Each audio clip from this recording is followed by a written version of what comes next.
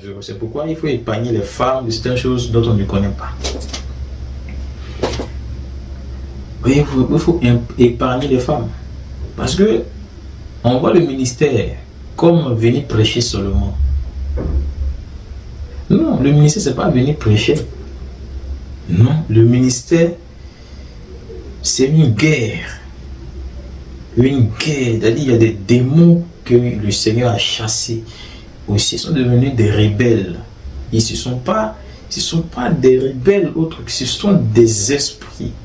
Oui, ils sont puissants, en fait, des démons capables de détruire ton âme. Oui. C'est pourquoi le Seigneur a mis la femme de côté. Si des personnes viennent introduire la femme là où le Seigneur ne les a pas mis, toutes les femmes qu'on trouve là sont détruites.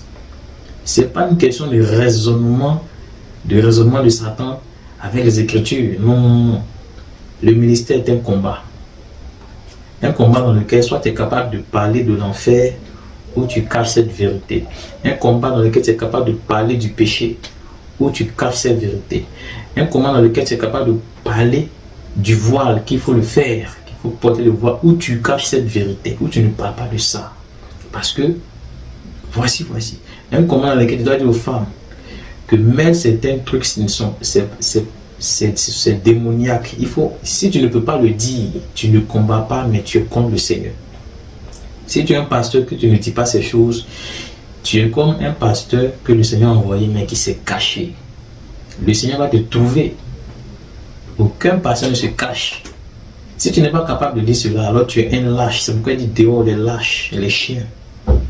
Bien sûr. De l'évangile ne se passe pas dans des salles. Ça se passe sur le terrain, dans la conscience, dans l'esprit. Oui. La consécration. La consécration, c'est construire la force avec le Seigneur. C'est construire l'autorité avec le Seigneur. Ça ne se passe pas dans des études. Non. Ça se passe sur le terrain. Ça se passe dans des affrontements des esprits. Et comme semblable à Moïse en fait. Bon, comme Moïse est semblable à Christ. C'est-à-dire que le Seigneur dans sa création, c'est lui qui décide, hein, il fait des archanges qui lui sont semblables, hein, et respectant l'autre en fait. Moïse a la mission de sauveur. Christ a la mission de sauveur. Moïse a le contrôle sur la mer, sur tout ce qui est en fait, les eaux d'en haut comme les eaux d'en bas. Le Christ aussi. Il contrôle tout. Ça, c'est le ministère auquel les femmes ne participent pas. Vous voyez un peu. Parce que ce ne sont pas des choses qui sont dans l'ordre ordinaire. Il y a des missions où le Seigneur n'appelle pas les femmes. Ce serait un échec. Il y a des hommes qui n'appellent pas. Ils n'appellent pas l'homme ordinaire. Ce ne sont pas des femmes qui vont appeler. Ce serait un échec. Voyez-vous un peu.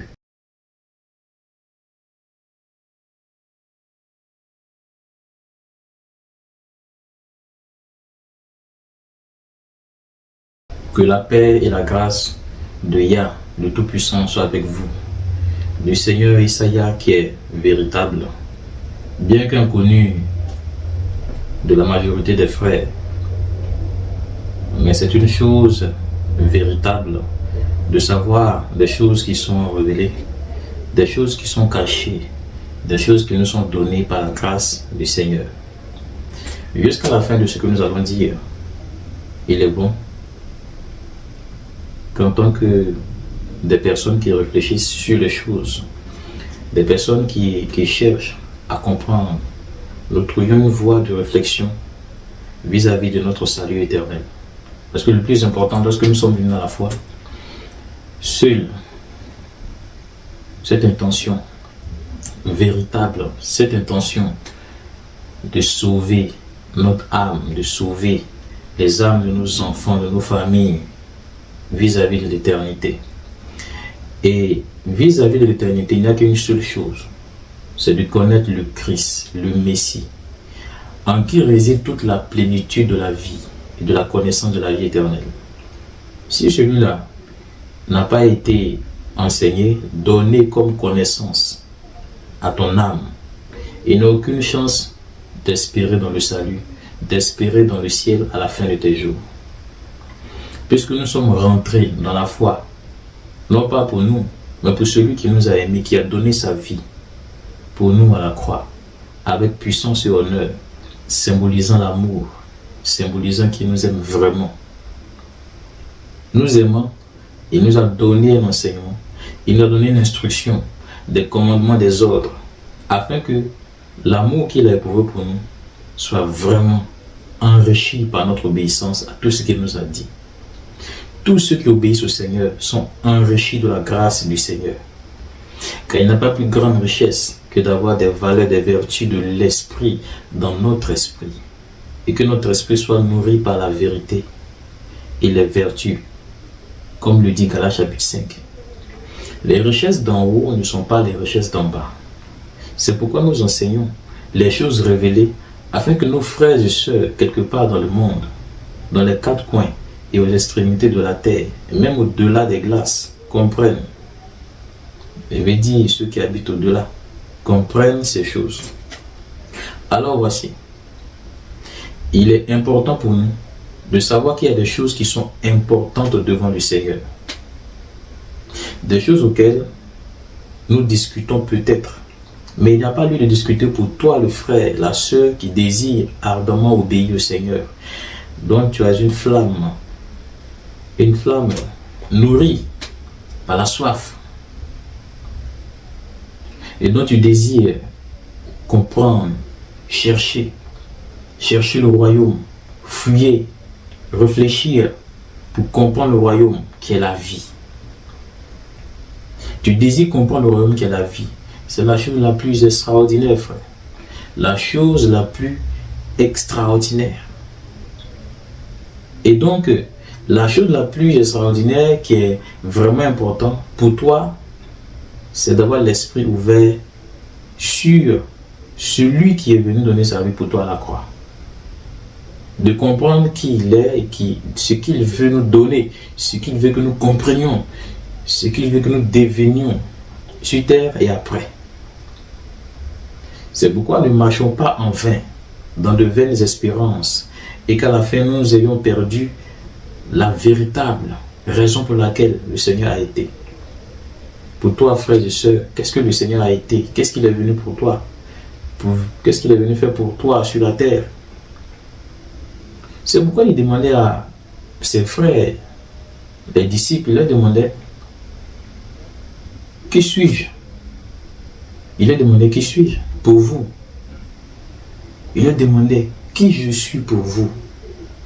Qui est le Christ, le Seigneur Isaïe pour toi? Qui suis-je? Il leur demandait. Voyez un peu. Connaître qui il est, c'est véritable. Dans notre esprit. L'identité de celui qui a été est très important.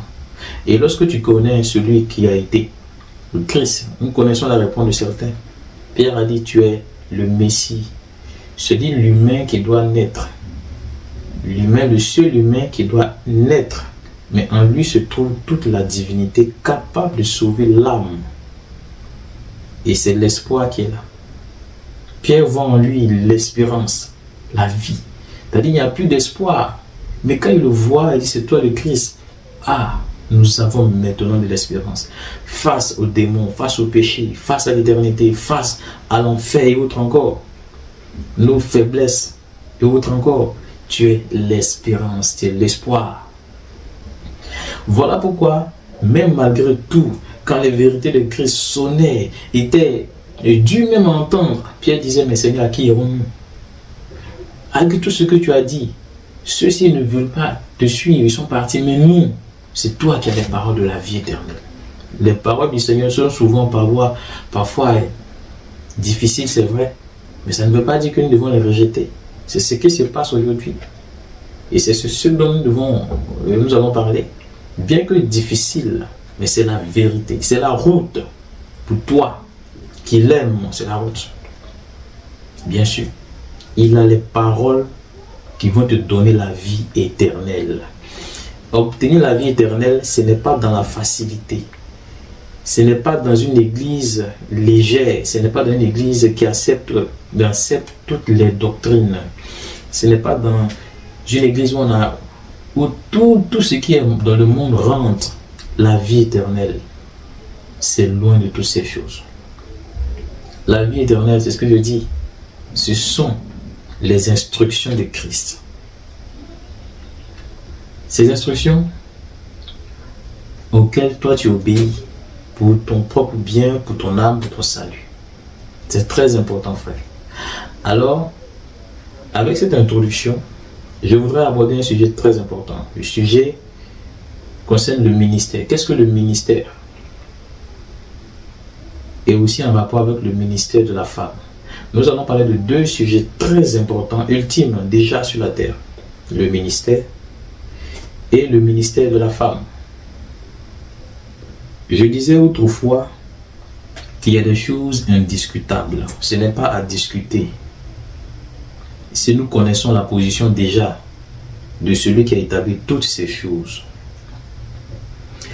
il n'y a aucune discussion dans la doctrine de Christ. Il n'y a pas de raisonnement. C'est afin que toutes ces choses ne soient pas, que le Seigneur a donné quoi? Des instructions. Bien sûr. Et à travers ces choses, le Seigneur même peut voir qu'il y a d'autres qui raisonnent, il y a d'autres qui ne raisonnent pas. Oui. L'organisation stratégique de la foi instituée par le Christ, avant qu'il nous montre, lorsqu'il a donné cela aux apôtres, c'était par rapport à quelque chose. En cela, on va reconnaître dans tous les temps qui sont le faux et le vrai, l'ivraie et le blé, ce qui est bon, ce qui est mauvais, le bon chrétien, le faux, le bon frère, le faux frère, la sœur sérieuse, la sœur qui ment. Voyez un peu. C'est à travers les Écritures que le Christ a institué que nous connaîtrons. Nous allons séparer ces deux choses. Le ciel sépare les deux choses d'après la vérité. Alors, si vous aimez la vérité, ces deux choses-là doivent attirer votre attention. La vérité et le mensonge. Oui. Dans le livre du Seigneur, quand tu prends ta Bible à la maison, quand tu ouvres la vérité du Seigneur, tu déjà comprends ce que le Seigneur dit. Il va venir des personnes avec des raisonnements pour sortir, bien qu'ils lisent, pour sortir du cadre, afin de ne pas obéir. Maintenant, il y a ceux qui lisent pour rester dans le cadre. Parce que le Seigneur connaît tout. Il connaît l'homme de demain. Il a déjà prophétisé concernant l'homme de demain. Il sait ce que l'homme est. L'homme, il sait ce qu'il est. Voyez-vous un peu. Mais le Seigneur sait qu'il y a des frères et des sœurs avec une intelligence de simplicité dans l'esprit. Ils savent que des choses face auxquelles ne discutent pas. Ce sont des choses déjà tranchées devant le Seigneur. Il n'y a aucune discussion face à ces choses. Alors, le ministère et le ministère de la femme. Je voudrais un peu définir dans un jargon, dans un français de l'esprit, par exemple, qu'est-ce que le ministère? Voilà, le ministère est quelque chose de très important dans la foi. Le ministère est en rapport direct avec les instructions du Christ. Le ministère concerne uniquement l'évangile. Le ministère, je me répète, le ministère concerne étroitement et directement l'évangile. Voyez-vous un peu?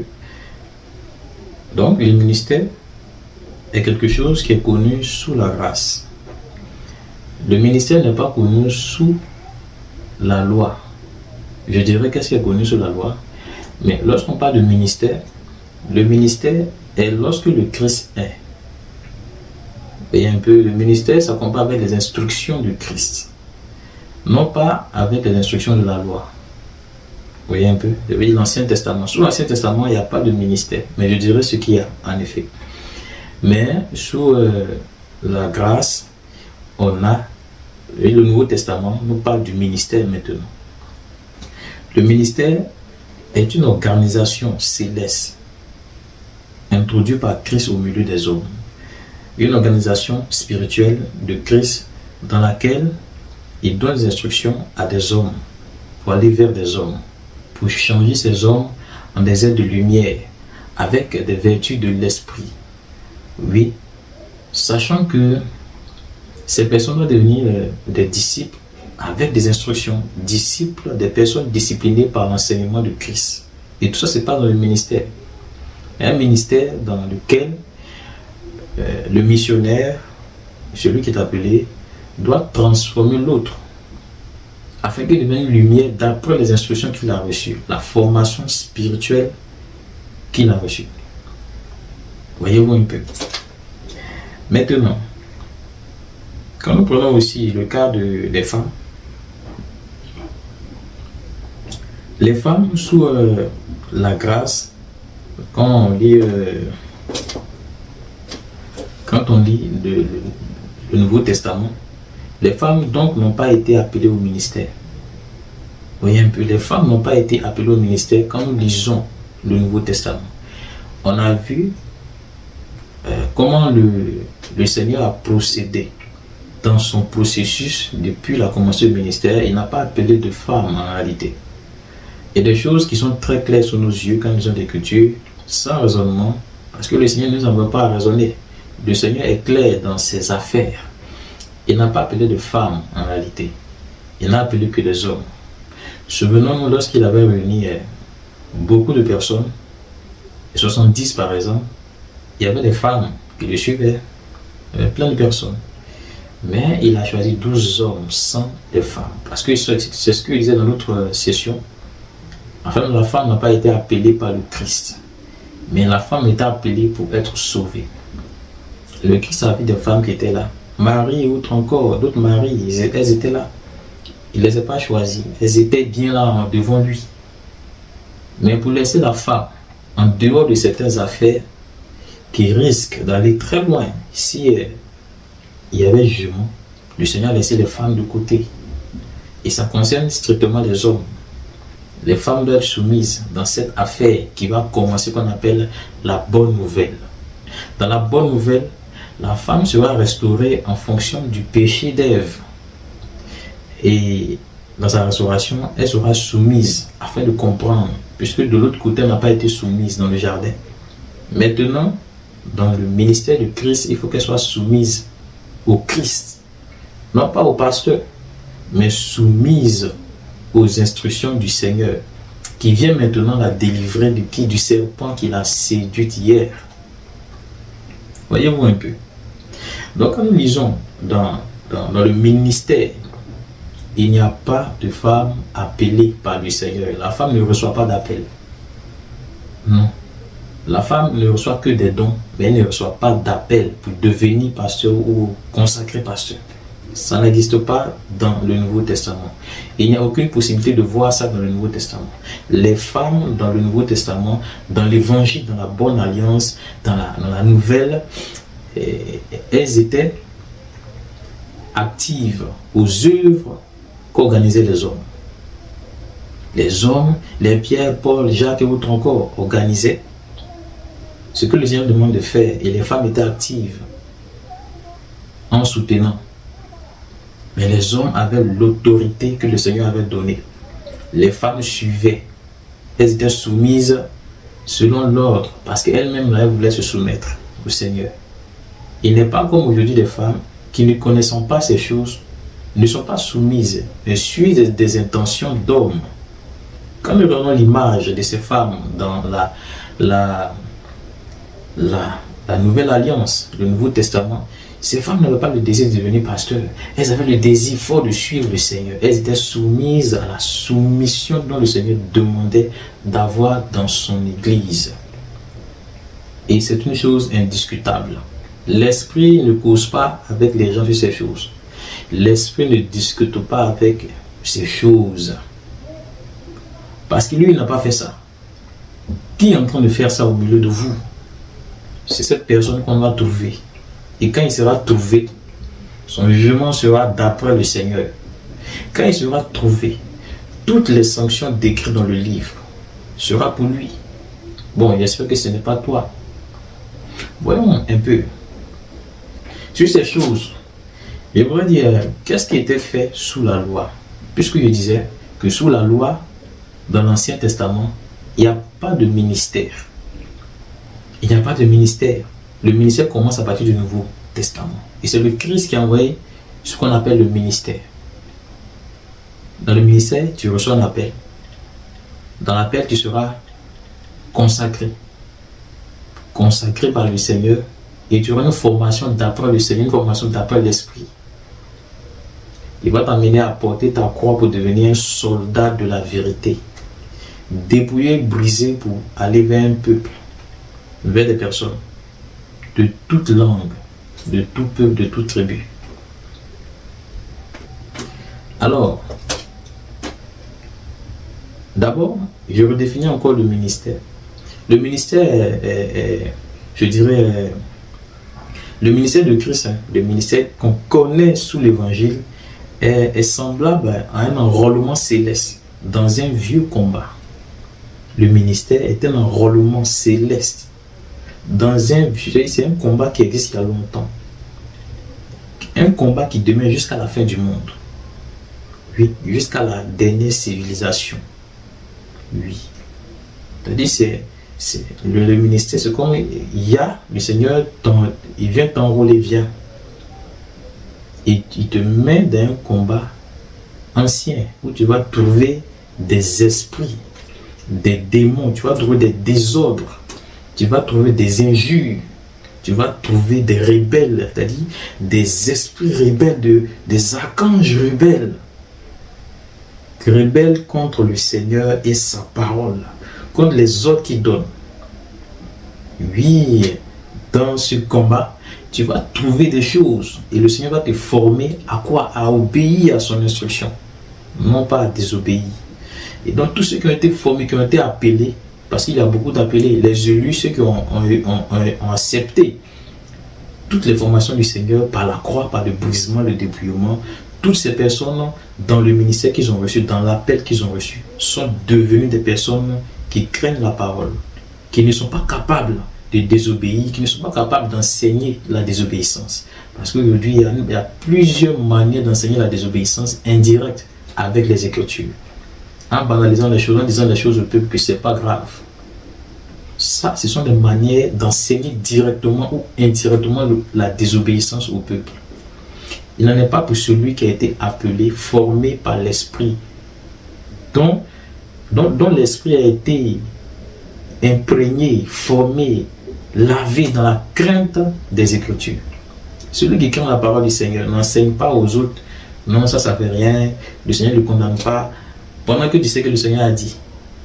Oui, tu fais respecter les instructions, tu fais obéir aux gens ce que le Seigneur a dit. Tu n'as rien à dire, le Seigneur a dit ceci. Nous, on n'est pas le Seigneur pour raisonner. Il a dit ceci, voilà sa parole. Parce que le Seigneur même dit, malheur à quiconque va faire quoi? Retrancher, ou il va ajouter son idée à lui. Bien sûr. Et donc dans cet enrôlement, tu vas rencontrer des démons. Des démons qui tombent. Si tu ne restes pas dans la formation, tu ne restes pas dans les Écritures, dans le sein des Écritures, des démons qui sont capables de te faire raisonner. Maintenant, tu es un pasteur, tu es capable de raisonner même pour rejoindre la rébellion. La rébellion des démons. Oui. Des pasteurs qui ont fui en réalité la guerre spirituelle, la guerre de la parole, la guerre entre le bien et le mal. Ils ont fui. Ils sont devenus des agents aujourd'hui. Il y a des, je vous informe, il y a des anges qui sont sur la terre, qui sont en mission sur la terre, même où nous sommes actuellement. Oui, et leur réaction sur la terre dépend d'un programme du Seigneur que vous ne connaissez même pas. Des anges qui sont arrêtés aux quatre coins de la terre. Des anges, je ne dis pas un ange, plusieurs, des archanges même sont en action au milieu de vous que vous ne connaissez même pas. Bien sûr, pourquoi? Parce que la désobéissance a attiré des vengeances du Seigneur lui-même. Il y a des choses, l'homme ne va pas comprendre. L'homme ne va même pas comprendre, et même beaucoup de démons. Voyons un peu l'enrôlement dont le Seigneur nous fait participer. L'enrôlement dont le Seigneur exerce sur la terre, c'est pour une cause juste. C'est pour que toi qui as été appelé, tu fasses connaître sa volonté, ce que lui veut à une femme, à un homme. Oui. Mais quand tu es venu et que tu as enseigné cela, c'est bien. Mais quand toi tu es venu, tu viens montrer que non, c'est pas la peine d'obéir au Seigneur. Est-ce que le Seigneur a réellement dit? Tu parles comme Satan au peuple et le peuple devient un peuple désobéissant. Je t'assure que c'est dangereux. C'est pourquoi il faut épargner les femmes de certaines choses dont on ne connaît pas. Oui, il faut épargner les femmes. Parce que on voit le ministère comme venir prêcher seulement. Non, le ministère, c'est pas venir prêcher. Non, le ministère, c'est une guerre. Une guerre. C'est-à-dire, il y a des démons que le Seigneur a chassés. Aussi, ils sont devenus des rebelles. Ils ne sont pas des rebelles autres, ce sont des esprits. Oui, ils sont puissants, en fait, des démons capables de détruire ton âme. Oui, c'est pourquoi le Seigneur a mis la femme de côté. Si des personnes viennent introduire la femme là où le Seigneur ne les a pas mis, toutes les femmes qu'on trouve là sont détruites. Ce n'est pas une question de raisonnement de Satan avec les Écritures. Non, le ministère est un combat. Un combat dans lequel soit tu es capable de parler de l'enfer ou tu caches cette vérité. Un combat dans lequel tu es capable de parler du péché ou tu caches cette vérité. Un combat dans lequel tu es capable de parler du voile, qu'il faut le faire, qu'il faut porter le voile, ou tu caches cette vérité, ou tu ne parles pas de ça. Parce que, voici. Un combat dans lequel tu dois dire aux femmes que même certains trucs, c'est démoniaque. Si tu ne peux pas le dire, tu ne combats pas, mais tu es contre le Seigneur. Si tu es un pasteur que tu ne dis pas ces choses, tu es comme un pasteur que le Seigneur a envoyé, mais qui s'est caché. Le Seigneur va te trouver. Aucun pasteur ne se cache. Si tu n'es pas capable de dire cela, alors tu es un lâche. C'est pourquoi il dit dehors les lâches, les chiens. Bien sûr. Alors, dans un tel combat stratégique, où le Seigneur épargne les femmes, qui est en train de condamner les femmes, qui envoie les femmes, qui consacre les femmes dans un combat où déjà la femme a trop de problèmes, des problèmes de sentiments, des problèmes de séduction. Or, dans ce combat, même les hommes sont séduits. Souvenons-nous que dans le combat, il y a des hommes, des vaillants héros, qui ont été combattus par des esprits géants, des esprits, depuis le commencement, depuis Adam jusqu'à nos jours. Voyez-nous un peu. Et nous venons exposer des femmes que le Seigneur n'a pas exposées. Alors, c'est aux hommes de comprendre, c'est à l'Église de comprendre que nous sommes à une étape de la terre, une étape de l'Église où tu choisis d'être avec l'Antichrist, la bête, ou d'être avec le Seigneur. Et en cela, chacun est libre de choisir ce qu'il veut. Et le Seigneur saura qui a choisi ceci, qui n'a pas choisi ceci. Nous sommes dans une guerre. Dans la guerre, tu rencontres beaucoup de choses. C'est pourquoi il dit que la femme, elle soit soumise et qu'elle écoute pour orienter son chemin et son cœur. Le ministère, ce n'est pas venir prêcher où on dit maman pasteur, c'est comme c'est joli à voir, ah c'est la femme du pasteur. Non, ce n'est pas dire la femme du pasteur que tu peux mener cette guerre. Non, dans cette guerre, Pierre, au commencement, dans la préparation même, Pierre trébuche, il réunit le Seigneur. Le Seigneur vient lui dire, il faut m'aimer. Est-ce que tu m'aimes dans cette guerre? Dans cette guerre, c'est le courage de porter l'armure et l'arme du Seigneur qui est la vérité de la croix, de la sanctification. Cette guerre même parle beaucoup plus des femmes que d'autres encore. Des choses auxquelles les femmes doivent abandonner. Mais si la femme prend la parole, elle ne pourra pas enseigner de l'abandonner. Non. Alors, si dans cette guerre spirituelle qui est depuis le commencement, oui, donc le Seigneur vient instituer le ministère et qu'il y a des humains qui ont l'audace de venir affronter le Seigneur. Mais je vous le dis, ceux qui peuvent échapper, échappez-vous. On n'affronte pas le Seigneur en face. Parce que le Seigneur restera aussi silencieux qu'il doit rester silencieux. Le Seigneur est le seul qui reste silencieux face à ses ennemis. Son silence peut détruire tout, je vous le dis. Parce que c'est levé. Le cas lorsque le Seigneur se lève, ses ennemis, ceux qui sont dans les ténèbres, ces rebelles. Mais, bien qu'ils soient enfermés sous ce firmament, ils ne savent pas où aller. Voyez un peu. Alors, faisons très attention à nos décisions. Ce n'est pas une question de je suis mon pasteur, ce n'est pas une question de la l'onction, c'est une question de la vérité de la parole qui est écrite. Ce n'est pas une question, non, c'est un nom de Dieu, il est oint. Tu es oint pour faire quoi? Pour obéir ou bien pour enseigner le désordre?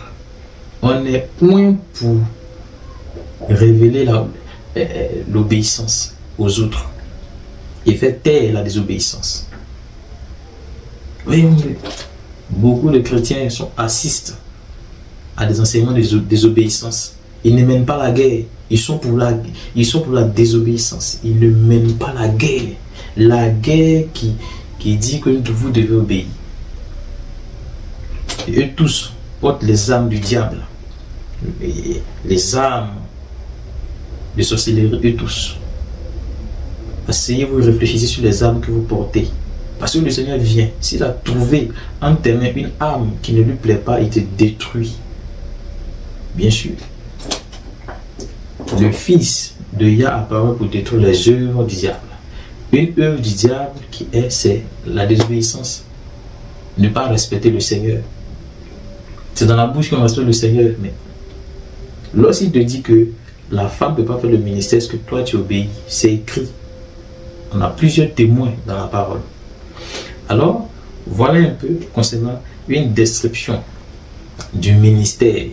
Que ce n'est pas venir chanter, danser, prêcher seulement. C'est une guerre de l'esprit, une guerre de la mentalité, une guerre de la parole, une guerre entre les démons et l'esprit, une guerre où la femme, au début, elle est tombée.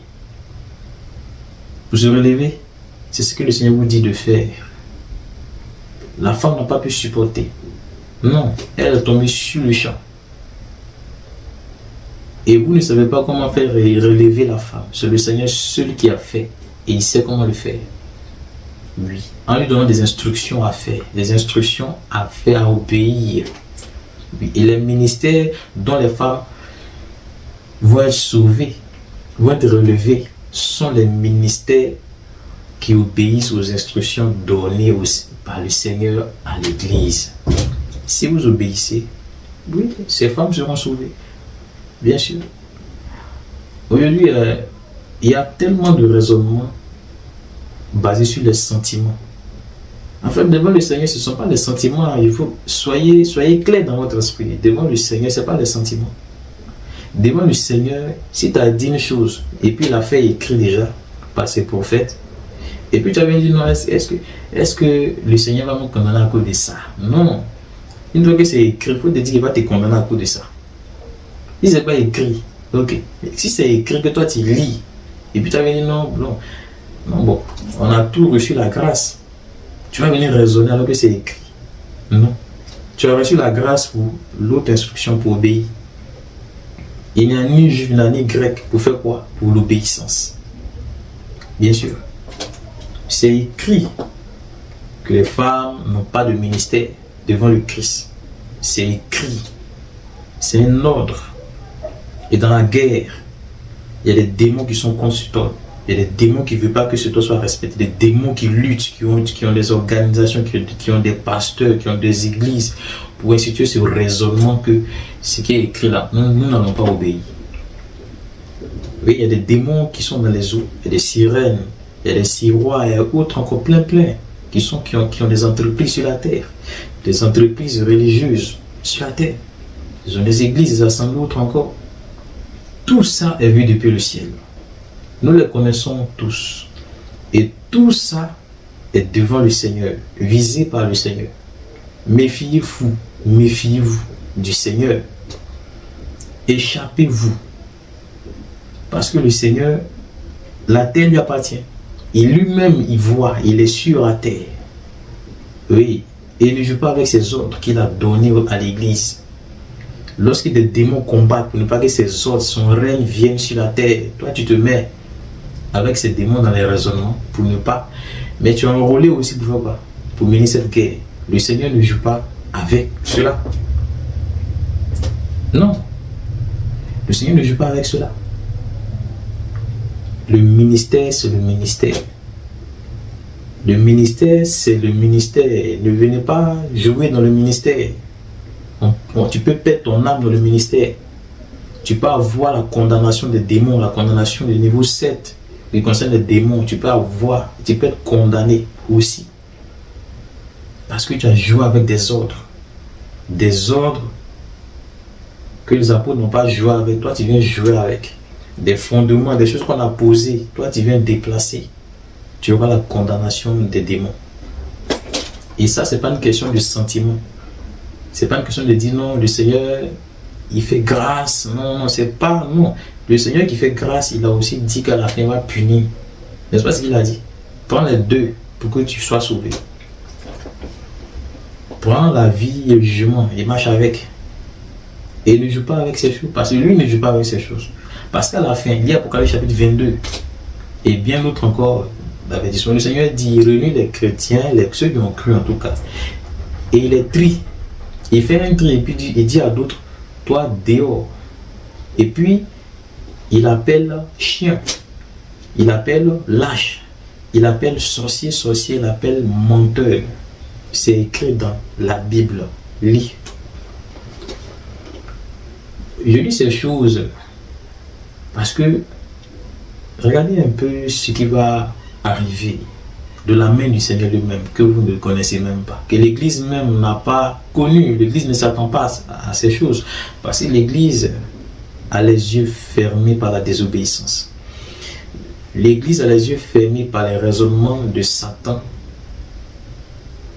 avec des illustrations bibliques, chrétiennes, c'est-à-dire des raisonnements bibliques de Satan dans l'Église. Voyez-vous un peu. Ça, c'est ce qui concerne le ministère. Je rappelle bien, pour vous faire connaître ces choses, bien que le ministère existe que sous la grâce. Dans l'Ancien Testament, il n'y a pas de ministère. Alors, qu'est-ce qu'il y a dans l'Ancien Testament?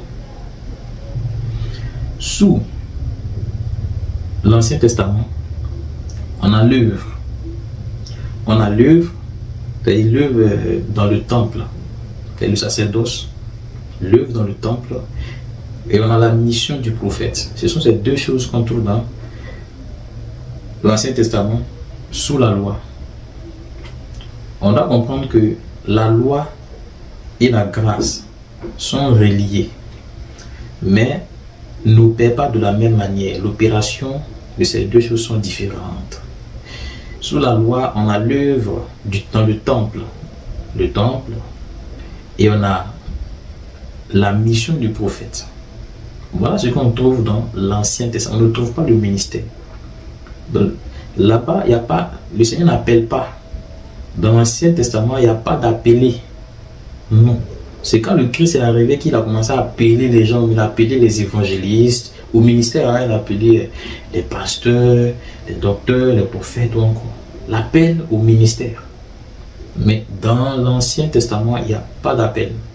Il y a déjà une institution concernant la loi de Moïse. Tout le monde vient suivre la loi de Moïse. Il n'y a pas de ministère. Oui. Et c'est déjà institué, c'est déjà organisé. Organisé. Oui. Il y a des Lévites, il y a des personnes, des hommes organisés pour l'œuvre du temple.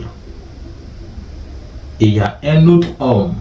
Lui, il ne vit pas dans le temple, il ne travaille pas dans le temple, qui s'appelle le prophète. C'est deux choses qu'on trouvait sous, ou encore dans l'Ancien Testament, sous la loi. Voyez-vous un peu. Et ces deux choses sont très importantes dans la loi. Voyez un peu. L'œuvre dans le temple consiste à garder la parole, la loi, l'Ancien Testament en tant que tel, la Torah, encore, le livre de Lévitique et autres encore. Ces livres de la loi que le livre devait pratiquer, et le peuple devait pratiquer. Les hommes, c'est-à-dire les Lévites sont constitués que d'hommes. C'est-à-dire si on parle de temple, aujourd'hui, les églises sont des temples, n'est-ce pas? Exactement. Voilà. Dans l'Ancienne Alliance, le temple, il n'y avait que des hommes qui travaillaient, les femmes ne travaillaient pas dans le temple. Même pour laver les habits, même pour balayer, c'était des hommes qui le faisaient, pas de femmes.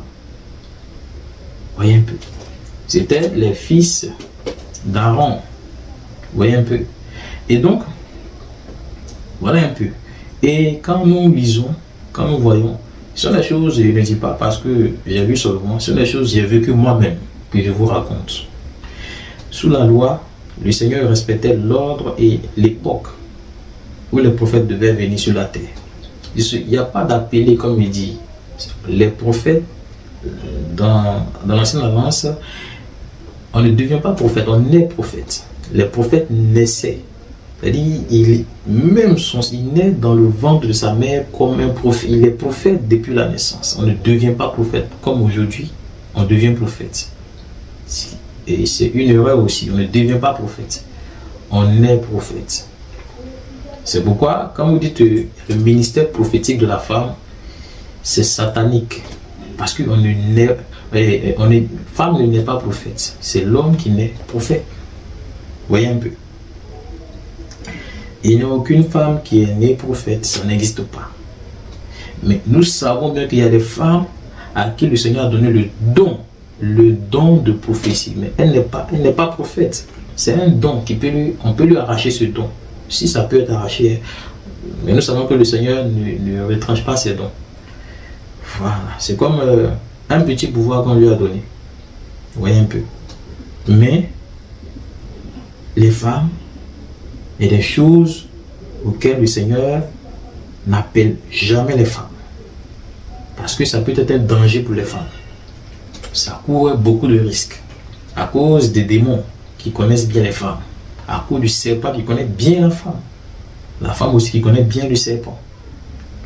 Voyez un peu.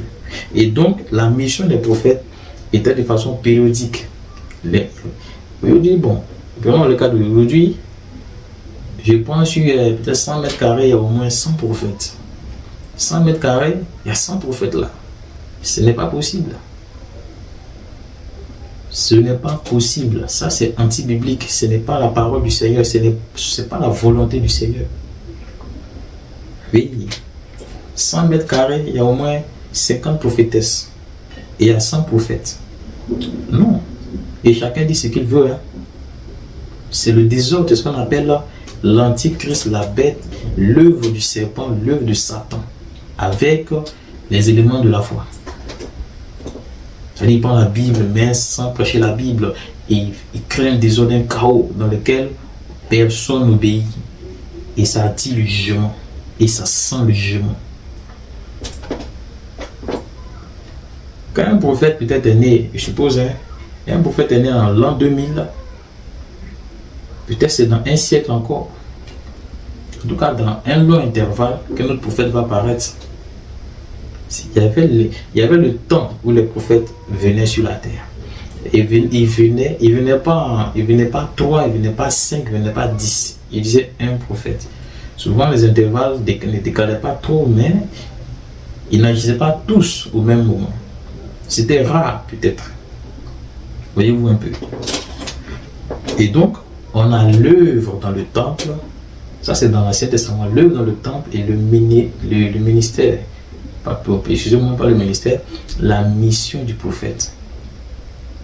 Et donc, dans l'Ancien Testament, on a l'œuvre dans le temple et la mission du prophète. Voilà les deux choses. Maintenant, dans le Nouveau Testament, on a ce qu'on appelle maintenant le ministère, où le Seigneur appelle chacun à devenir un évangéliste, un pasteur, ou autre encore. Vous voyez un peu. Et ce que le Seigneur veut, c'est que si tu as appelé, c'est que tu sois capable de répéter sa propre mission. On ne veut pas vous faire sa propre mission. C'est pourquoi le Seigneur Il dit il va juger sévèrement les serviteurs. Le ministère concerne les serviteurs, n'est-ce pas? Les serviteurs seront terriblement et sévèrement jugés. Et en cela, il vous le dit, ne pensez pas qu'il y a quelqu'un va venir demander pardon, Seigneur, pitié, et tu sais, c'est très compliqué sur la terre, mon pasteur. Non, on ne demande pas pardon pour quelqu'un. Chacun est responsable de ce qu'il fait. Voyez un peu. Il donnera chacun sa part. Voyez-vous un peu. Et c'est une chose véritable, frères et sœurs, que nous prenons conscience de ce que c'est que le ministère. Et vis-à-vis du ministère de la femme. Quand nous lisons, quand nous voyons ces choses, la femme doit être tranquille à obéir pour son âme elle-même. Parce que je rappelle que le serpent connaît très bien la femme. Oui. La femme aussi connaît très bien le serpent. Je vous explique un peu. Le serpent, c'est quoi? Le serpent, c'est la séduction. Oui. Quand la femme est née, depuis qu'elle est petite, on l'entraîne à suivre le serpent. Oui. On entraîne déjà depuis quand elle est petite, on entraîne à suivre le serpent. Le serpent, c'est quoi? Quand elle dit qu'elle a vu les choses, elle dit, moi j'ai vu, elle dit, j'ai vu, ça m'a plu, j'ai été séduite, j'ai régné la parole du Seigneur et j'ai suivi le serpent. C'est parce qu'elle dit, elle a vu des choses.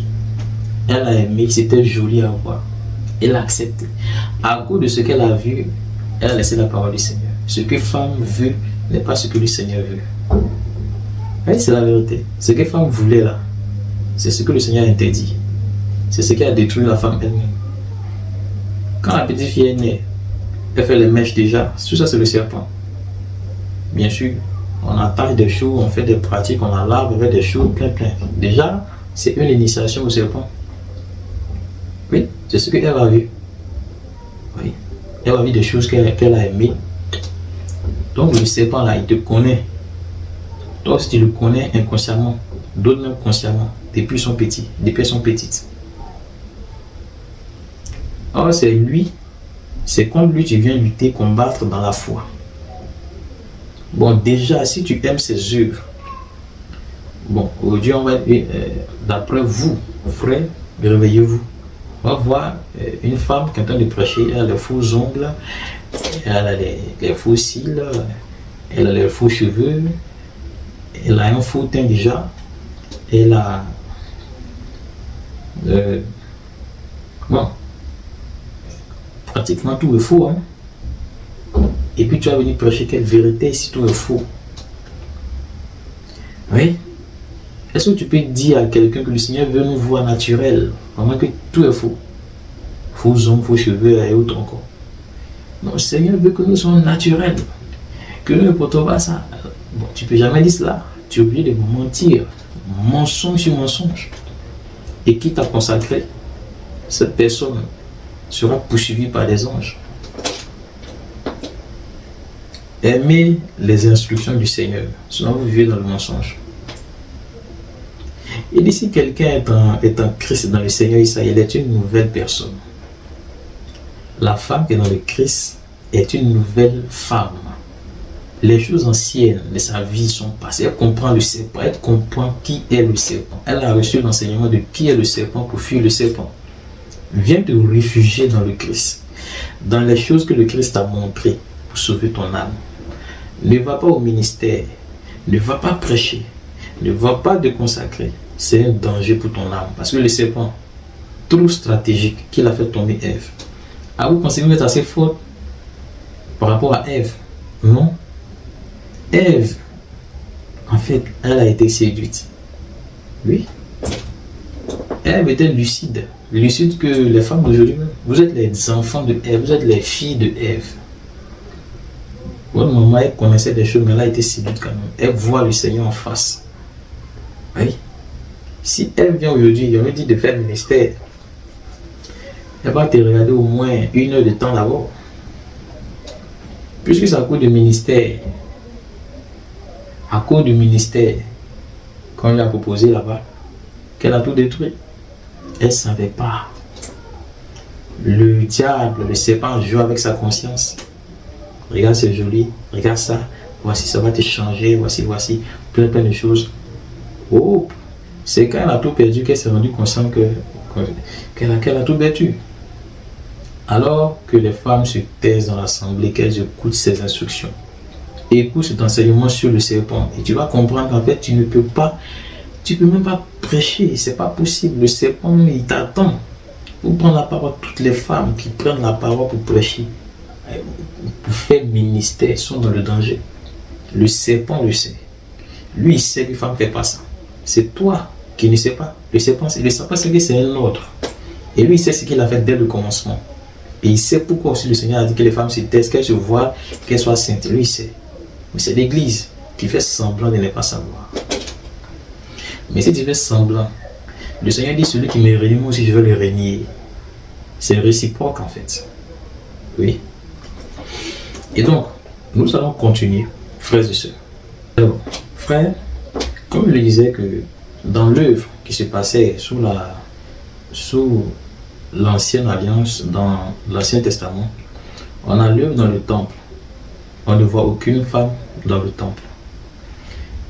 Dans la mission des prophètes, on ne voit aucune femme. Puisqu'on est prophète, on ne devient pas prophète. Les prophètes naissaient garçons. Lisez bien vos Bibles à la maison. Tous les prophètes sont nés. Il y a des femmes, quand elles étaient nées après, vu les désobéissances, le Seigneur donnait le don. Mais elles ne sont pas nées prophétesses. On n'est pas prophétesses. Les garçons naissaient prophètes. On voit leur vie. Seuls les garçons disaient, seuls les hommes disaient, le Seigneur m'a dit, Yah m'a dit, il m'a envoyé là-bas. Seuls les hommes, regardez très bien, on est prophète, on ne devient pas. Mais les femmes recevaient des dons. Voyez-vous un peu. Lorsqu'une femme qui a reçu le don de prophétie, lorsqu'elle rencontre le prophète, et lui qui est né prophète, elle est soumise, son don est soumis au prophète. C'est l'autorité suprême vis-à-vis de l'ordre établi par le Seigneur.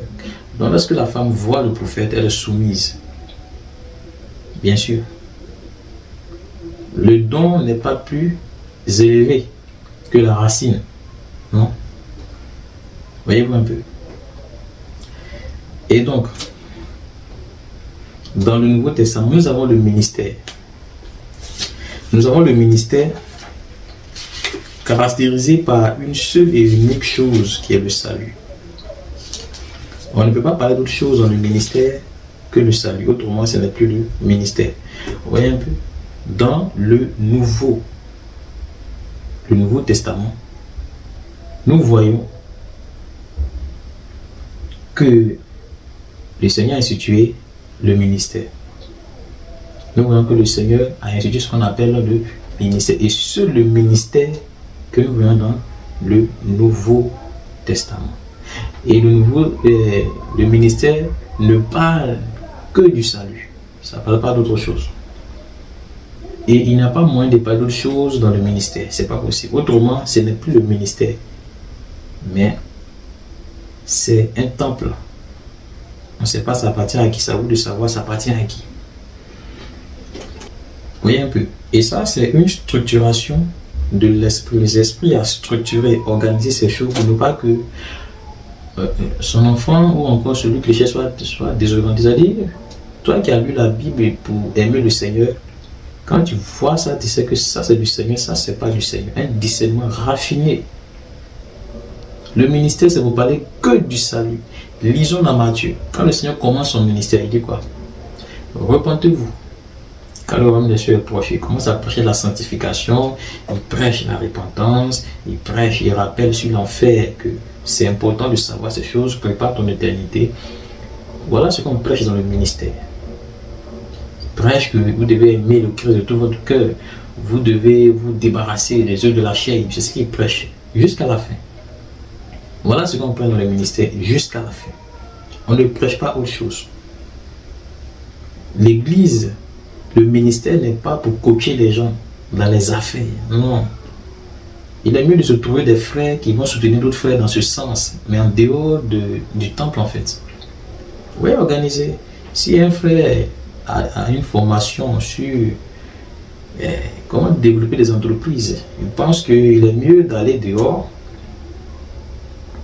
peut-être prendre 1 heure ou 2 heures, et réunir des frères pour leur dire de travailler de leurs mains, de faire un travail sérieux. Et voilà des stratégies pour mettre en place ces choses. En dehors de l'église. Pour ne pas faire de l'église un lieu de commerce où on vend tout. Bien sûr. Oui. Et donc, on peut le faire aussi. Parce que le frère a besoin de travailler pour manger. Mais une fois que ça devient au cadre du ministère, là on prêche la voie du salut. Pour que ce frère qui fait du travail se pose en allant chez du travail, ne rentre pas dans des voies de corruption. Ne parte pas vers le diable et ses agents pour avoir peut-être quelque chose et que son âme sera demandée à la fin. Voyez-vous un peu? Et donc, c'est ce que je voudrais rappeler concernant ces choses. Soyons prudents. La manière dont nous jugeons les choses, frères et sœurs. Soyons prudents, soyons véritablement prudents. Dans le Nouveau Testament, nous avons le ministère caractérisé par une seule et unique chose qui est le salut. Donc, si tu vois un ministère où on ne prêche pas le salut, c'est que ce n'est pas le ministère. Faut pas avoir notre raisonnement à côté, mais qui dit non, bon, c'est une église. Non, le ministère pas du salut. Prends ta Bible, ouvre ta Bible. Ouvre. Quand tu vas lire le ministère, c'est pas je précise les choses que le ministère, c'est de Matthieu à Apocalypse. Là, on parle du ministère.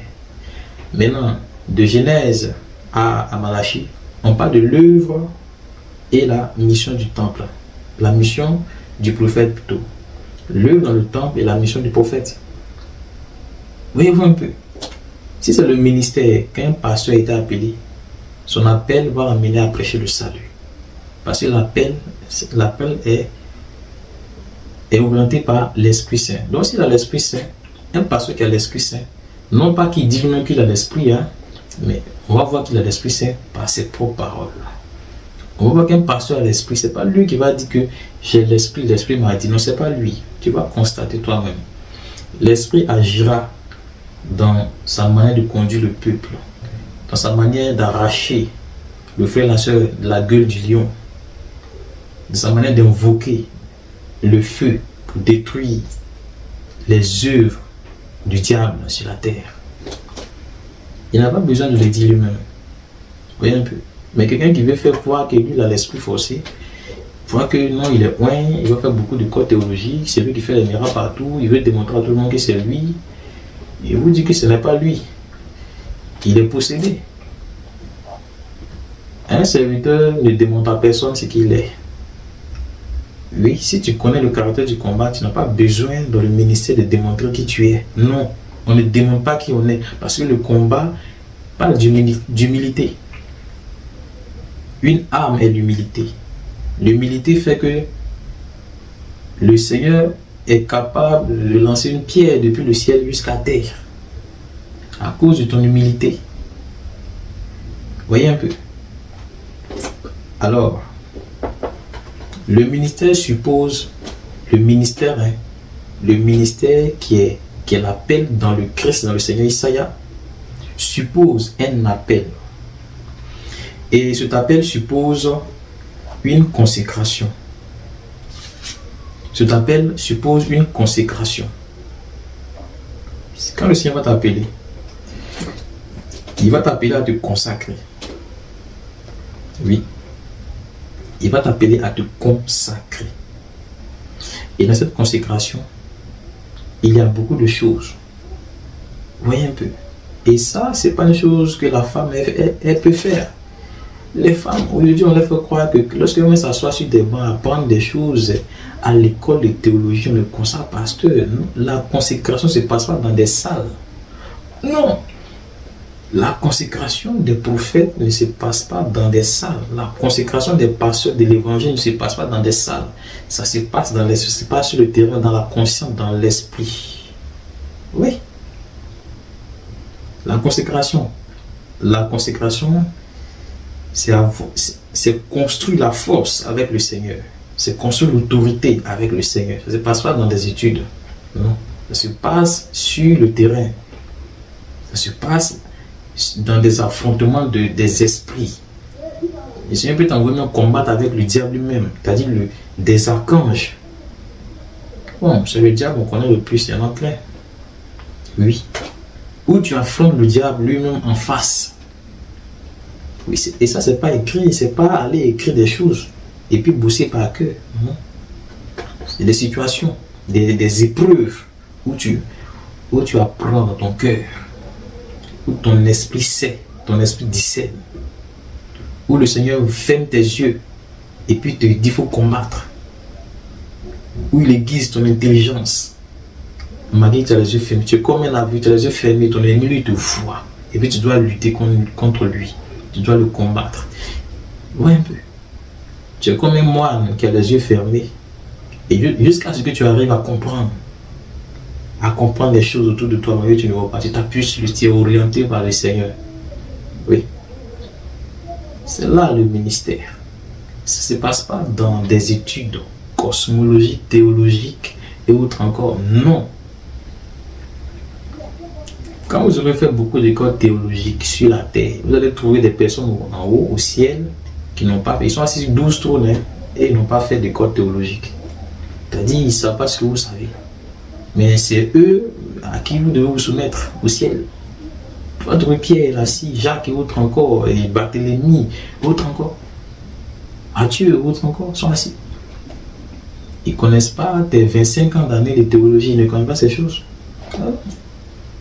Eux, ils ont reçu ce qu'on appelle l'appel et la consécration par l'Esprit, avec un amour sérieux pour obéir au Seigneur. Voilà ce qu'ils ont reçu, en respectant les autres qu'ils ont reçus, en donnant, en répétant les instructions du maître au peuple. Voyez-vous un peu. Alors, voilà un peu, frère, ce que je voudrais dire premièrement. Ce que je voudrais rappeler, qu'il est important de savoir mettre les choses à leur place. Voyez un peu. Et donc, je voudrais donner quelques précisions. Que ce n'est pas un débat au milieu de vous. C'est seulement que vous comprenez qu'il y a un groupe au milieu de vous avec un esprit. Il n'y a aucun débat. Quand vous allez arriver au ciel et vous dites ce qui se passe au ciel, le ciel, c'est une interdiction. C'est une interdiction de voir la femme faire le ministère. Ça s'interdit au ciel. Bien sûr. S'il y a quelqu'un parmi vous, comme je dis, qui conteste, qui lève sa voix, qui s'arrête et qui crie fort, que le Seigneur entende sa voix. Bien sûr, que celui qui sait, qui est convaincu que la femme peut faire le ministère, peut être consacrée, qu'il lève haut et fort sa voix, que le Seigneur entende sa voix. Actuellement, le Seigneur essaie de ne pas entendre votre voix, jusqu'à ce qu'il entende votre voix. Oui. C'est-à-dire que la sorcellerie, il y a des choses, il sait que c'est la sorcellerie, mais il a gardé ça comme ne pas voir, jusqu'au temps où ça va bien mûrir. C'est comme une mangue qui n'est pas encore bien mûre. Donc il fait quoi? Il fait comme il ne voit pas. Et il va faire autre chose. Quand ça va bien mûrir, il fera ce qu'il doit faire. Oui. Au ciel, la femme ne prêche pas. La femme, le ministère de la femme est une abomination. À cause du serpent, à cause du cœur de la femme, elle est soumise pour changer son cœur. Et parfois, le cœur de la femme prend du temps pour changer. Et donc, ne mettons pas les femmes dans des problèmes. Oui, lisez bien votre Bible. Il y a des choses, je vais vous poser la question, pourquoi le Seigneur a dit qu'il ne faudrait pas que la femme prenne la parole? Quelles peut être les conséquences, en fait? Les conséquences peut être grandes, frères et sœurs. Voyez-vous un peu. C'est les conséquences là dont le Seigneur veut éviter. Voyez un peu. Alors, je voudrais encore, et je voudrais rappeler quelque chose concernant aussi l'appel. L'appel, comme je l'ai dit, l'appel ne se voit pas sous l'Ancien Testament. On ne voit l'appel que sur le Nouveau Testament, ou encore dans le Nouveau Testament. C'est-à-dire que nous qui sommes sous la grâce, le Seigneur appelle. Mais il n'a pas appelé ceux qui étaient de l'autre côté. Alors, Moïse, il y a des personnes sous la loi qui sont différentes en fait. Voilà. Moïse, lui par exemple, c'est par rapport à une précision concernant les prophétesses ou autre encore. Nous lisons bien qu'il n'y a aucune femme qui est née prophétesse. Mais elles ont reçu des dons. Voilà. Mais les hommes, les prophètes, eux, ils naissent. C'est-à-dire, ils naissent prophètes pour faire la mission de prophète. Je prends un exemple. Moïse que nous voyons. Moïse, vous pensez que peut-être que vous ne savez pas qui est Moïse. Je vais vous dire qui est Moïse. Moïse, Moïse c'est quelqu'un, il est né dans une tribu d'Israël et quand il est né bébé, Pharaon ayant un peu sa nouvelle à sa naissance, d'être troublé et autre encore, c'est ça. Et sa mère l'a mis sur l'eau et il a crocodile en fait, il est dévoré, la fille de Pharaon l'a recueilli chez elle à la maison. C'est Moïse. Moïse avait né avec la fille de Pharaon, c'était son fils, et autre encore, il est devenu prince en Égypte, encore et autre encore. C'est ce que nous savons de Moïse. Mais je veux vous parler de Moïse, que je connais bien. Si vous connaissez Moïse autrefois, vous connaîtrez Moïse encore. Moïse n'a pas reçu d'appel. Non. Moïse est né prophète. Lui, il est né. Et on vous dit qui est Moïse en réalité. Moïse n'est pas celui que vous croyez en tant que tel. Moïse est un archange. Moïse est un archange dans un corps humain. Moïse est un archange dans un corps humain qui exécute un programme pour Yah, qui exécute une mission qu'un homme ordinaire ne peut pas en réalité faire. Oui. Moïse, c'est un archange, mais qui est né, qui a envoyé dans un corps humain sur la terre pour exécuter une mission, un programme, je veux dire une mission qu'un humain ne peut pas faire. Et si cette mission était donnée à un humain ordinaire, ça allait être échec. Il y a des missions de prophètes, ce ne sont pas des humains en tant que tels. C'est ce que je vais vous donner une précision dessus. Quelqu'un qui arrive à diviser la mer, il est lié à une puissance. C'est pas que sa nature est comme ça, il est lié à une puissance capable de diviser la mer en deux. À cause de lui, le ciel s'ouvre pour qu'il y ait des malheurs qui tombent sur une puissante nation, un puissant pays à cause de lui. Capable de détruire tout un continent, lui seul. Je disais dans une session que l'âme la plus puissante qui a été sur la terre, qui sera dans tous les temps, c'est le baptême Moïse. Voyez un peu. Moïse n'a pas reçu d'appel. Moïse est né prophète pour obéir et faire la mission. Et sa mission, il n'a pas échoué. Il n'a pas échoué sa mission de conduire le peuple jusqu'à dans la terre promise. Voyez-vous un peu. Alors, il en est de même pour d'autres, comme Jérémie, Ézéchiel, Daniel ou encore Job. Pensez-vous que ce sont des humains ordinaires? Non, ce ne sont pas des humains ordinaires, ce sont des personnes, ce sont des esprits qui habitent dans les cieux, qui sont en mission sur la terre. Ils sont incapables d'échouer à leur mission. Il peut y avoir des erreurs, d'autres encore dans leur mission, mais ils n'échouent pas à leur mission. Oui. Ce ne sont pas des humains ordinaires, je veux dire. Oui.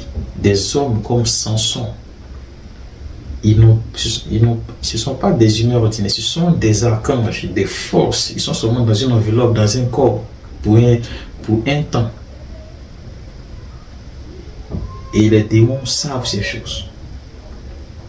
Leur propre chef, leur roi, qui est le Christ, qui est le Seigneur Isaïe, lui aussi il est venu dans un corps. Voyez-vous un peu? Lui aussi il est venu dans un corps. C'est un esprit dans un corps. Christ est semblable à Moïse en fait. Ou encore Moïse est semblable à Christ. C'est-à-dire que le Seigneur dans sa création, c'est lui qui décide, il fait des archanges qui lui sont semblables, et respectant l'autre en fait. Moïse a la mission de sauveur. Christ a la mission de sauveur. Moïse a le contrôle sur la mer, sur tout ce qui est en fait les eaux d'en haut comme les eaux d'en bas. Le Christ aussi. Il contrôle tout. Ça, c'est le ministère auquel les femmes ne participent pas. Vous voyez un peu? Parce que ce ne sont pas des choses qui sont dans l'ordre ordinaire. Il y a des missions où le Seigneur n'appelle pas les femmes. Ce serait un échec. Il y a des hommes qui n'appellent pas. Ils n'appellent pas l'homme ordinaire. Ce ne sont pas des femmes qui vont appeler. Ce sera un échec. Voyez-vous un peu? Le Christ, il fait quoi? Il parle à la mer. La mer est agitée et la mer rentre dans un silence comme jamais vu. Et les hommes sont étonnés de voir cela. Ils disent, mais qu'est-ce que c'est? On n'a jamais vu cela. Ce n'est pas un ministère de femmes. C'est un ministère où il faut écarter la femme. Parce que ce qui vient de se passer, ça a bien observé. Voyez-vous un peu. Quand nous prenons Yochanan, qui est Jean-Baptiste. Jean-Baptiste, nous voyons très bien qu'il est annoncé avant qu'il naisse. Élie va venir, voilà ce qu'il va faire. Donc ça veut dire quoi? Avant que Élie naisse, c'est déjà écrit que quelqu'un va naître. Il est quelque part et il vient sur la terre pour aplanir le chemin. Jean-Baptiste, à l'époque où c'est décidé que le Seigneur a écrit, Jean-Baptiste naît humain dans une famille. Mais sa consécration d'archange, puisque ce n'est pas un humain ordinaire, les humains le voient. Peut-être qu'il est bizarre. Il mange les criquets, les sauterelles, il s'habille bizarrement, ses cheveux sont bizarres et autres encore, je ne sais pas. Mais c'est à cause de sa consécration d'archange. Pour garder sa consécration d'archange, il ne peut pas vivre comme un humain ordinaire. Et donc, ce n'est pas que Jean-Baptiste a été appelé, il est né. Toute sa nature. Il est né, il est ce qu'il est. Et les humains le trouvent bizarre. Mais Satan sait qu'il est. Donc si tu viens discuter comme Jean-Baptiste, il ne faut pas te donner qu'à la fin, le Seigneur te mette au dehors peut-être. Tu vois un peu. Si Jean-Baptiste te dit que c'est rouge, que toi tu viens dire que non, c'est pas rouge, c'est noir, c'est bleu. Bon, il ne faut pas te donner qu'à la fin, le Seigneur te demande, mais est-ce que tu as écouté Jean-Baptiste? Si le Christ, lui qui donne les ordres à tous ces esprits dont il vient de citer, vient te dire que la femme doit se taire dans l'assemblée à travers un homme aussi qu'il a envoyé, qui connaît cet homme avant la fondation, donc qui est lui aussi né pour faire ce qu'il doit faire. Si tu donnes un ordre que tu n'obéis pas, bon, tu vas dire que c'est Paul, alors que Paul aussi n'est pas un homme ordinaire. Choisis pour faire ces choses. Bien vu. Et tu vas venir dire que c'est Paul. Paul, il faut prendre Paul comme Moïse. Prends Paul comme un prophète, parce que c'est un prophète. Ils ont reçu ces instructions. Ce ne sont pas des humains ordinaires. Ils ont reçu une mission. Ils sont nés pour faire ces choses. Mais ce qui est bizarre, c'est que les 12 que vous voyez sont des humains. Les 12 apôtres. Les 12. Paul, lui, il est un peu à côté, c'est ça, mais il fait partie. Le 13e, j'en veux voir. Mais les 12 qu'il a reçus sont des humains. Il a mis les humains, il a reçu 12 pour être avec lui. Mais Paul précise que c'est. Il a choisi dès la fondation du monde, on les connaît. Donc quand quelqu'un vient te... C'est-à-dire, c'est pas le diable, sachant ces choses, veut venir combattre contre le Christ. Mais non, Paul, non, c'est Paul qui parle. Alors que Paul considère Paul de la même manière que Moïse. Oui. Respecter ce que le Seigneur a établi. Parce qu'il y a des choses, les gens parlent par envie de parler. Et les conséquences agissent sur eux-mêmes et leurs familles et l'avenir. Ça agit même sur leur pays, sur leur continent et autres encore. Bien sûr. Tant que des personnes vont penser toujours, ils auront des pensées erronées, des pensées de sorcellerie, ils vont attirer toujours des vengeances du Seigneur sur eux-mêmes, leur famille, leurs enfants, leurs femmes, leurs maris, autres encore. Oui. Pensez-vous, et quand qui vous combattez, non? Voyez-vous un peu. J'essaie de vous épargner de quelqu'un. Quelqu'un, le diable voudrait même, il voudrait même sortir, percer même ce firmament et fuir. Mais il va fuir par les mots. Le Seigneur l'a enfermé ici, tout va se passer ici. Voyez-vous un peu. Et donc le Christ n'est pas un humain ordinaire. Il est né bébé. C'est vrai, il est né bébé. Mais il est venu dans notre monde, dans notre atmosphère. Sous les eaux, il est venu ici. Ce n'est pas un humain ordinaire. Il est seulement caché dans un corps, dans un corps, dans une enveloppe. Oui, c'est un esprit. Et quand tous les démons ont vu qu'il est rentré dans un corps, mais ils ont pris peur d'abord. Lui aussi, il vient. Connaissez vraiment qui est le Christ? Ce homme aussi, il vient lui aussi. Mais qu'est-ce qui va se passer? Mais cet humain qui est né va prendre tout le royaume du mal dans un plan que eux-mêmes ne connaissent pas. Mais il va les prendre tous dans un plan. C'est-à-dire même, il va les prendre dans leur intelligence, dans leur propre ruse. Il va les envoyer à leur propre destruction, à déclencher des choses eux-mêmes. Qu'ils vont lui faire, ils vont être détruits eux-mêmes. Oui. Voyez-vous un peu. Donc, les esprits connaissent qui est le Christ, ils connaissent qui est Paul, ils connaissent. Ouais. Mais les hommes pensent que c'est Paul. C'est Paul qui est là. Non, les esprits savent vraiment qui est Paul. Que Paul a reçu des instructions en haut, que ce n'est pas un homme ordinaire. Mais toi, tu dis que c'est Paul qui a dit. Pour que quelqu'un puisse écrire les écrits de l'esprit pour traverser les générations, vous pensez que c'est un homme ordinaire qu'on a choisi? Non. Il y a des hommes ordinaires qui ont été choisis. Mais Paul, on ne discute pas contre les écrits que l'esprit a donné à Paul, parce que l'esprit aussi a donné la parole à Moïse. Pourquoi vous ne discutez pas contre les paroles de Moïse? Comme le ministère commence dans le Nouveau Testament à partir de la grâce, on veut semer le désordre, on dit non, c'est Paul. Paul, c'est pas un homme ordinaire. Je vous rappelle que Paul n'est pas un homme ordinaire. Paul, ses paroles sont comme les paroles de Moïse qu'il a reçues. Oui, vous devez vous soumettre au Seigneur à travers. Parce que le peuple qui suivait Moïse se soumettait à la parole. Vous suivez le Christ, non, c'est Paul qui a écrit ça pour ceux qui sont de l'autre côté. Alors, que celui qui a des oreilles entende, frères et sœurs. Les hommes, lorsqu'ils voyaient le Christ, et pour eux, Christ, c'est le fils de Joseph et de Marie. Les hommes ordinaires.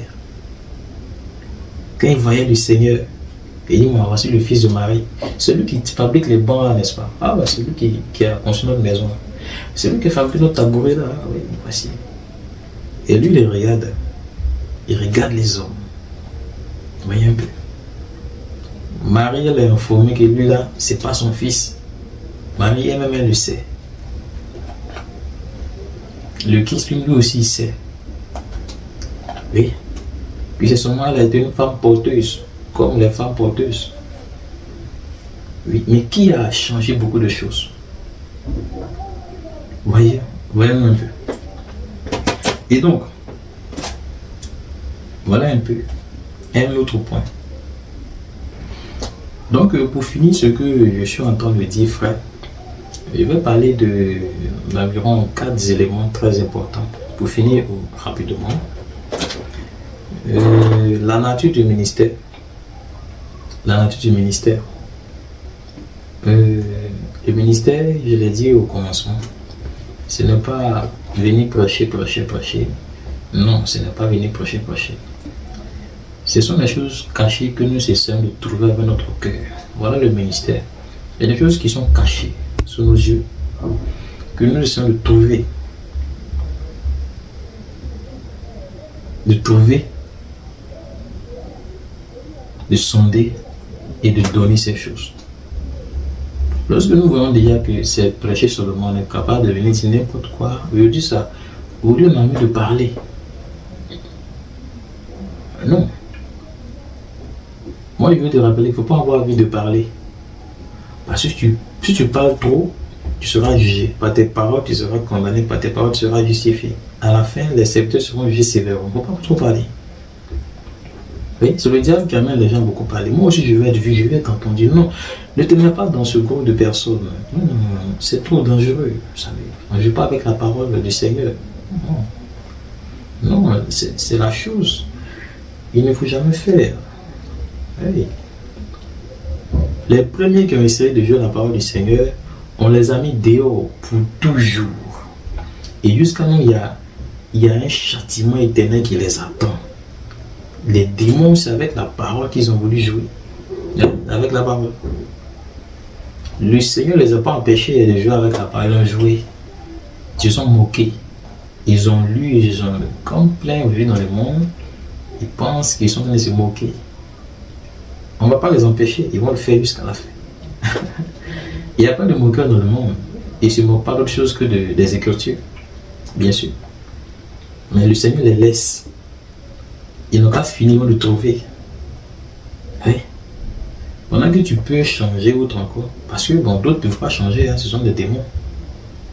Ce sont des petits sorciers. Vous voyez un peu. Bon, si c'est un sorcier, un humain, bon, il peut changer. Mais si c'est un démon humain, là c'est autre chose. Ne suivez pas les démons humains parce que chacun aura sa part. La nature du ministère. Il faut savoir, le ministère, c'est pas se former, venir à la vie prêcher, faire cotiser les gens, par les dîmes, acheter une voiture, une maison, aller encore prêcher. Non, ça c'est pas le ministère. Le ministère de Christ, ce n'est pas cela. Le ministère de Christ, sans cela, je vais parler de ce à quoi t'expose l'appel. Le ministère, ce n'est pas cela. J'ai reçu, il sent qu'il y a un appel, je vais dans une école de théologie, après la formation, il sort auprès de quelqu'un, après ça, il sort, il va, bonjour, mon église, voici un peu, les gens cotisent, on construit un bâtiment là-dedans. Voici une pensée que le diable a fait construire dans la tête des gens. Ah non. Non. Et aujourd'hui, ça fait qu'il y a plein d'églises. Chacun diverge, converge et autres encore, ils ne s'entendent pas. Chacun, il y a des groupes d'églises, l'autre ne va pas chez l'autre. C'est ça le diable, le plan du diable. Le Christ qui va venir aller chez qui? Dites-moi si le Christ vient aujourd'hui, il va chez qui? Il va chez le ministère, le temple de la grâce, ou bien le ministère, le temple de la foi, le ministère, le temple des saluts des âmes, il va chez qui? C'est cela le Seigneur dit, sortez du milieu d'eux. Il va venir, il va aller chez qui? Chacun dit non, moi j'ai Christ chez moi. Lui-même il dit, si on dit le Christ est ici, n'allez pas. Il connaît ce qui va arriver déjà. Voyez-vous un peu. Alors le ministère, ce n'est pas cela. Le ministère implique une responsabilité, un engagement. C'est comme tu viens pour faire un serment pour dire Seigneur, je suis prêt à mourir avec toi. Je suis prêt à perdre même mon argent, mon bien, même mon talent. Je suis prêt à perdre tout pour toi, pour faire ce que tu veux. Okay? Aujourd'hui, il y a plein de choses à revoir dans le ministère, dans la conception des ministères. Oui. Les ministères te font perdre d'abord ton talent. Bien que le monde encourage les talents pour nourrir le système. Ouais, mais même il y a des pasteurs qui encouragent les talents pour nourrir le système. Oui, Ce n'est pas au pasteur de nourrir le système. C'est le système qui nourrit le système. Oui. Le Christ dit qu'il s'en va, mais le diable n'a rien en lui. Vous n'avez rien à apporter dans ce monde, n'est-ce pas? C'est ce qui est écrit. Ce n'est pas à vous de coacher les frères pour qu'ils nourrissent le système. Le système sait qu'on va se nourrir lui-même. Oui. À force de nourrir le système, vous êtes devenus des emprisonnés. Vous êtes emprisonnés alors que vous êtes appelés à la liberté. Le ministère a changé de voie, a changé de script. Quand on voit les paroles qui font le ministère, vous n'êtes plus dans ces paroles. Vous êtes dans une autre parole. Oui, dans un autre fichier, je veux dire. Non.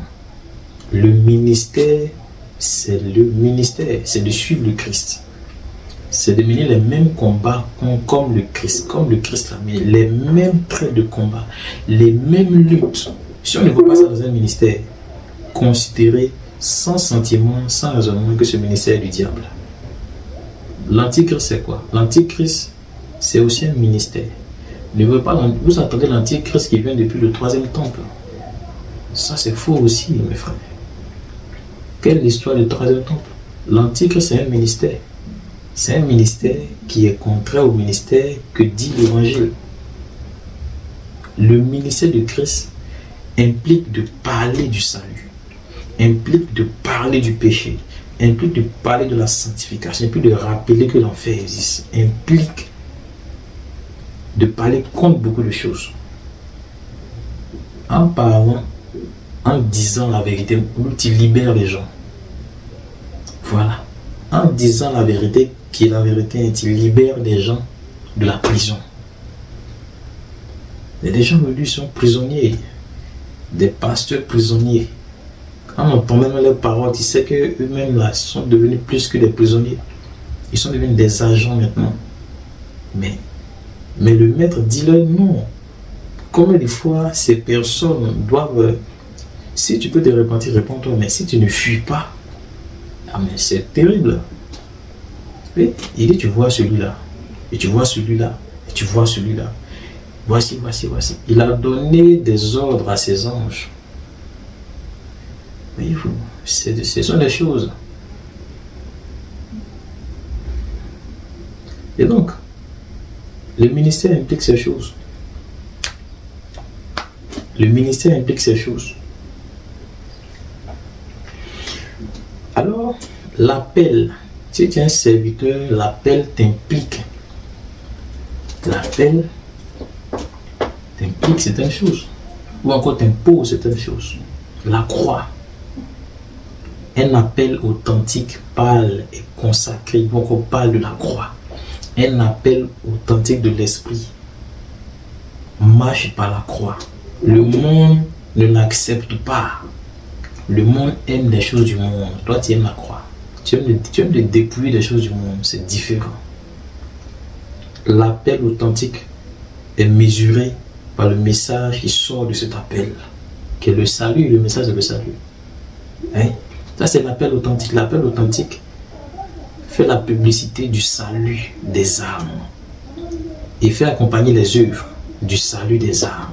Oui, il emmène les âmes à comprendre les œuvres du salut afin que ces âmes soient sauvées. Parce que si ces âmes ne sont pas sauvées, ces âmes iront dans l'enfer. Et après l'enfer, ces âmes iront dans la gêne. Faisons attention. C'est pas de faire des ministères que de faire des ministères. C'est de comprendre la nature du ministère. C'est quoi? Le ministère nous implique de sauver des âmes face aux mensonges, face à des vies de mensonges, face à la sorcellerie. Plein d'enfants sont des sorciers. Il faut parler du salut pour libérer les enfants. Il y a des personnes qui voudraient être libérées du système de sorcellerie. La sorcellerie n'est jamais loin. On vit avec la sorcellerie. La sorcellerie est là. Mais tu ne dis pas la vérité. Comment tu pourras libérer même tes propres enfants? Des pasteurs, les enfants sont des sorciers. Les femmes sont des sorcières. Oui, et ça, ce ne sont pas des choses qui sont cachées. Nous voyons ces choses. Voit ces choses. Oui, il y a plein de ministères qui appartiennent aux femmes. C'est l'homme qui est devant qui joue la comédie. Le pasteur n'est qu'un comédien. Il se présente comme un chanteur. C'est lui qui vient amuser les gens, les autres aussi. Mais combien c'est... Alors, regardez un peu. Faisons attention à la manière dont nous pensons. Si nous pensons que c'est comme si nous pensons que c'est quand le Seigneur a fait ces choses ou autre encore, c'est faux. Il suffit qu'il donne les ordres. Et vous allez voir les anges qui sont au milieu de vous. Oui. Des veilleurs très puissants. Parce que c'est la fin. De même qu'il y a les démons qui sont venus en masse sur la terre. De même aussi qu'il y a des anges au milieu de vous. Des archanges même. Ils sont au milieu de vous. Sur toute la terre. Pour la dernière action, bien sûr. Ils sont au milieu de vous. Mais comme c'est la haute puissance, comment tu peux les voir?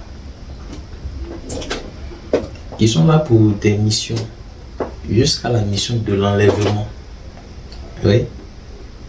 Alors frère, voilà ce que je veux te dire concernant le ministère. Jusqu'à la fin, voilà ce que je veux te dire concernant le ministère. Qu'il n'est pas permis dans les cieux qu'une femme soit pasteur sur la terre. Ce sont les ordres d'en haut, décrits dans le livre du Seigneur que tu as chez toi à la maison. Que ça ne vit pas seulement sur les feuilles, que ça vive dans ton cœur, comme une instruction à laquelle tu obéis. Oui. Comme une mentalité. Oui. Rejoins le Seigneur dans l'obéissance. Quitte la désobéissance qui est la rébellion. Quitte les ministères qui se rebellent, qui sont fiers de le faire, qui se défendent par des raisonnements qui n'ont pas de fondement, qui n'ont aucun fondement biblique que la femme peut être. Mais en fait, ce sont des rebelles, des sorciers. Il faut le reconnaître et l'admettre. Il y a deux esprits dans le monde, l'esprit de l'erreur. L'antichrist ne parle pas en fait contre le Christ. L'antichrist ne parle pas contre le Christ. Je rappelle ces choses pour que tu sois précis, mon frère. Écoute très bien. L'antichrist ne parle pas contre le Christ. Il parle de la même manière qu'il a parlé à Ève. S'il veut te parler, non, il faut parler à l'église, non, il faut parler de ta Bible. Tu vas dire, mais toi, c'est Satan. Tu vois un peu. Donc l'antichrist, il fait quoi? Il est rusé. C'est celui qui est contre le Christ, mais de façon subtile. Il a l'église. Mais la église, on parle de Jésus, on danse, on fête là-bas. Jusqu'à aujourd'hui, on fête, on danse, on prêche. On ne prêche pas le salut de ton âme. Quand tu vas finir de danser, de chanter, tous les dimanches, toi, tu t'en vas en faire à la fin de tes jours. Parce qu'on ne t'a jamais enseigné la route du ciel. On t'a dit que la route du ciel là t'es déjà sauvé. Toi aussi, comme tu as cru en ça, tu n'as jamais lu la Bible. On ne te fait pas lire la Bible, mais on te fait écouter des prédications. Voici les subtilités de l'antichrist. L'antichrist, il ne parle pas contre le Christ. Il parle d'une manière désorientée du Christ. Subtile, rusée, que tu ne peux pas détecter.